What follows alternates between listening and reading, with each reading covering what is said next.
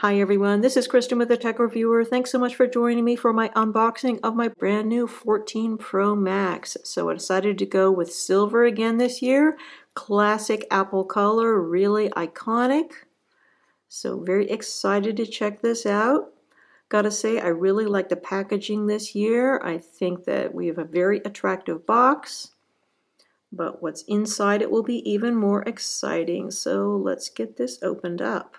I really appreciate the fact that Apple has cut down on its plastic waste. These are no longer swathed in plastic. Much simpler packaging. So this is always my favorite part, the lifting of the lid. Even though I know pretty much what's going to be inside, it's still exciting. So we have a beautiful large phone, definitely large. Bigger camera lenses here on the back. Definitely a substantial phone, but we're going to look at that in more detail in a bit. Let's look at the rest of the box. So not a lot of stuff here. We have our USB-C to Lightning cable nicely coiled up, but there is no wall charger here. You're going to want to use at least a 20-watt wall charger. If you don't have one already, Apple sells them, and there's a lot of really good third-party ones as well. I'm a real fan of Anker's 20-watt chargers. They are reasonably priced and work really well. And then we also have a little packet of regulatory info. There's probably a SIM card removal tool in here as well. Yep, there is. And that's pretty much it. No headphones, no more exciting toys in the box. As part of their eco-commitment to producing less waste, there is no longer any kind of cover here on the back, but we do have a cover for the screen. It's now paper rather than plastic. Again, really excellent choice there by Apple. First impressions of the Silver 14 Pro Max are that it is exactly the kind of phone you'd be expecting from Apple. Really classy phone. So we've got these beautiful polished stainless steel sides. They look great and feel great. They also pick up a lot of fingerprints, but I guess that's the price that you pay for beauty. We have this lovely frosted glass back, which is actually very good against fingerprints. Doesn't show very many fingerprints at all, particularly in comparison with the glossy glass back you have on the 14 and 14 Plus. So that is definitely a pro. You do have an extra large camera here on your 14 Pro Max. It sticks out farther than the one on the 13 Pro Max. So if you look at those side by side, because I had the 13 Pro Max last year, you can see that it's definitely sticking out further, definitely bigger overall. But of course it has more functionality. And as you see these two phones side by side, it's a good time to point out something which I noticed, which is we have a different color of silver phone here. So you have a milky white here for your 13 Pro Max, and you have a bluish silvery white here on the back of your 14 Pro Max. So both of them are silver, but it's really quite a different color. So something to be aware of if you are very color sensitive. Also, you'll notice that the 14 Pro Max is just a little bit thicker than the 13 Pro Max. I guess because it's got all of this wonderful new functionality. So speaking of wonderful new functionality, we now have a 48 megapixel main camera here. Most people are not actually going to get 48 megapixel pictures out of it. You're going to get 12 megapixel pictures out of it because Apple does something called pixel binning, where they choose the best pixel out of every 4 and then use that one in your final picture. However, if you are really into photography, then you can turn that off by using Apple Pro RAW, and then you will get an enormous 48 megapixel image. So guess something for everyone there. You also have larger sensors in the camera here, and you have this new photonic engine. So all of that combined means that you should have better picture quality, particularly in the area of low light photography.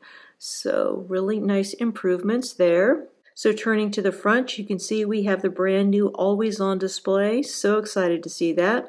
So as you can see, we have a dimmed down version of your background, and then we also have things like your date, any widgets you might have on there, and then if you have some activity going on, like a timer or something like that, that's also going to show up here on the always on display.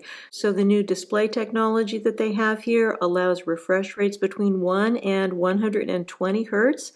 So when it's at 1 hertz, then you've got the always on display. So even though this is displaying data, it's really not taking up very much energy. So that is all just excellent.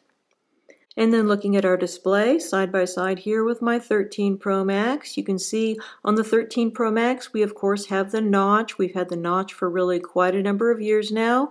And you'll see on the 14 Pro Max, there's no notch.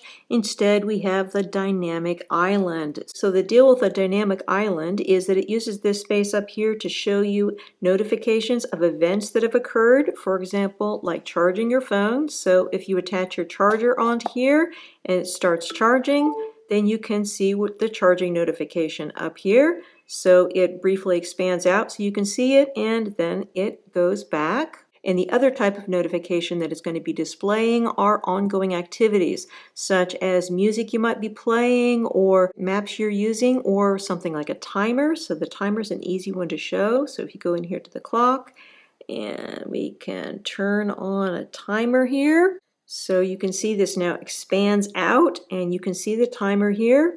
So if I click on it, then it's going to expand out so that I can actually see it more clearly. I can end the timer if I want to and just press anywhere on the screen, and then this is going to minimize again. If you have more than one activity going on at a time, then you'll actually have two little spots. So your dynamic island is going to split into two pieces. So a good way to show that is with maps. So let's go here to maps, and I'm going to start directions here. And now you can see that I've got my timer over here, and now I've got my directions on my map over there. So press here, and then it's going to go here to the map. So I can actually press on this, and now it's going to open up my map and show me what's going on there. And I can also find out more information here about my timer. So really cool. I am absolutely loving the dynamic island. I think that it is a really good use of the space. So other than the wonderful dynamic island and your always on display, your display on the 14 Pro Max is pretty similar to the one on the 13 Pro Max. So they look pretty much the same inside. You do have higher peak brightness on your 14 Pro Max as opposed to your 13 Pro Max. So if you do a lot of stuff outside, then that's going to be great. But of course, it is going to result in lower battery life. Overall, though, I think that both of these are really great phones. I do think that the 14 Pro Max has some pretty important improvements. For photography, it's great to have that improved camera.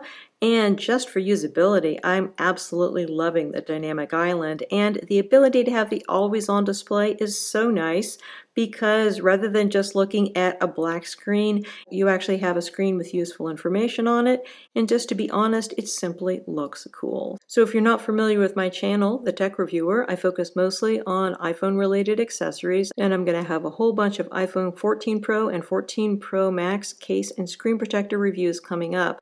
So you might want to hit that subscribe button so you don't miss out. And if you enjoyed this video, please consider hitting that like button as well. Thanks so much for watching and have a wonderful day.